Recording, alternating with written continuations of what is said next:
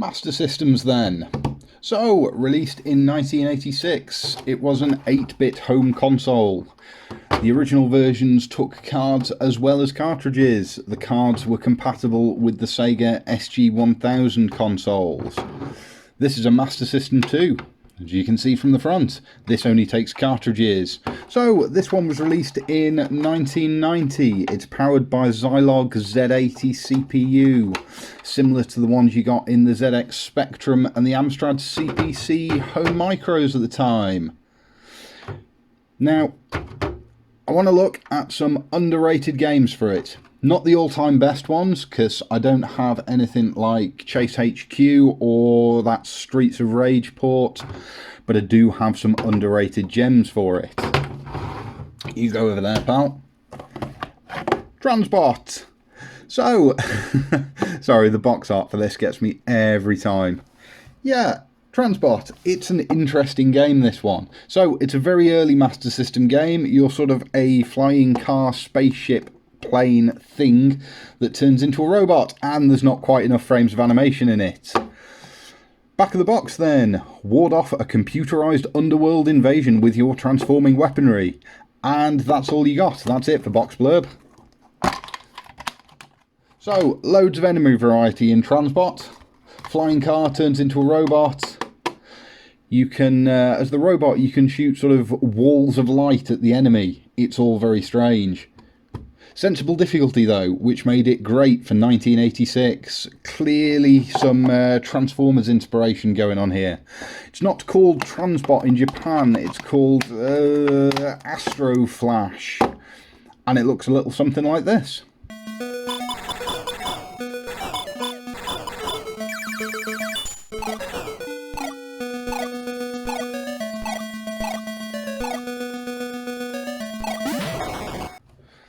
Next up then, Thunderblade, another arcade conversion, released in 1987, roughly based off the film Blue Thunder. The arcade version of this had incredible sprite scaling for sort of top-down sessions where you could move up and down and the shadows and everything scaled with you. Really, really nice. That doesn't exist in the home port, however. Really nice animation for the helicopter though. The shadow sprite does move with you, which was unusual for 1987. It's also got weird Space Harrier style sort of fake 3D sections between every level, which become very frustrating, but the horizontally scrolling shooter kind of makes it worth it. Your mission: save your country by destroying the rebels' gigantic mobile fortresses. Same as all the others. Boring cartridge, but this time we've got an instruction manual. So I should point out these all came with instruction manuals, just a lot of them have been lost over the years. So there's a little insert of the original Mega Drive console. You can see the card slot. Insert Sega Mega cartridge. Starting up, blah blah, press the power button. Yeah, mission profile, rebel forces have invaded your country. Anything interesting in this? Stage 1, urban combat. Mountain Desert, River Delta and Refinery. I do like the old Master System manuals. They kept this format for the Mega Drive manuals as well, but it's a bit strange because you've got this tiny portion of text in English and then everything else in 943 different languages. Helpful hints. Continue mode. When the game over sign appears, push the D button down and the right and to the right and push button 2 at the same time. The game will start from the beginning of the scene where you left off. So we don't even call them stages or levels in 1987. Yeah, it's a good game, Thunderblade is. Let's have a look at it.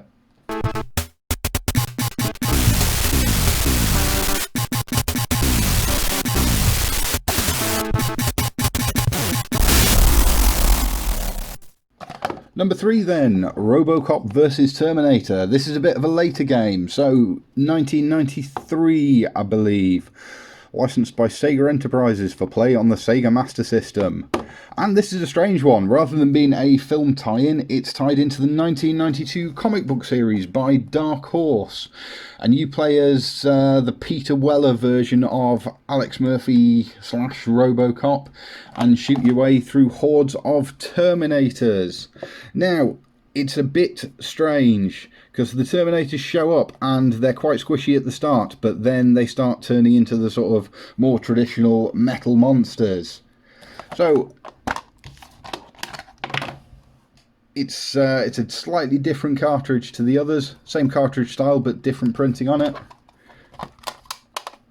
Different back as well, presumably because this is a third party and not a first party one. Possibly. So the last fight in this is very strange. You fight a giant disembodied Terminator skull thing, and then sometimes Arnie's Terminator turns up to stand around and look menacing and not do much of anything really. Anyway, it's a good game. Let's have a look at it.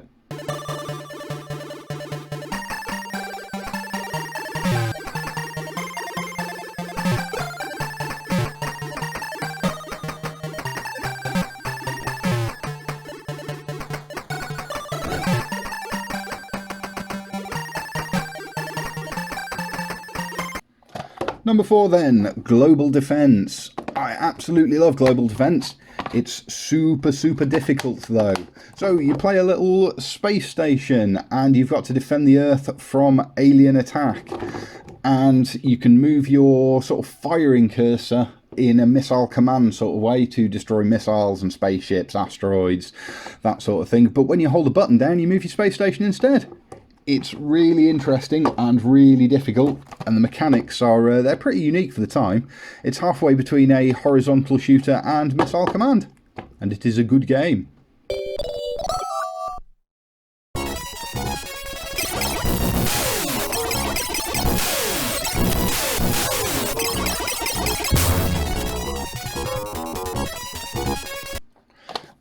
Lastly then, Vigilante. I absolutely love Vigilante. So, 1988 by IREM. This is an arcade port.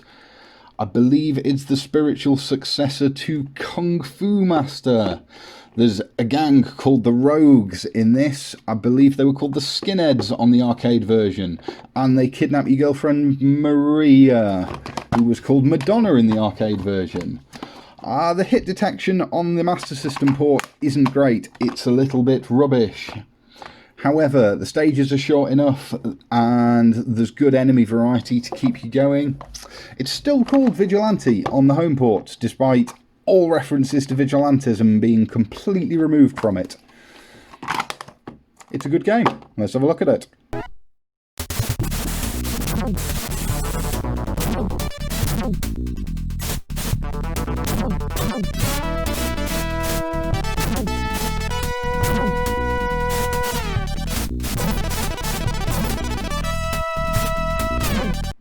So yeah, there's some fantastically underrated games on this system, and they all play nicely, work nicely.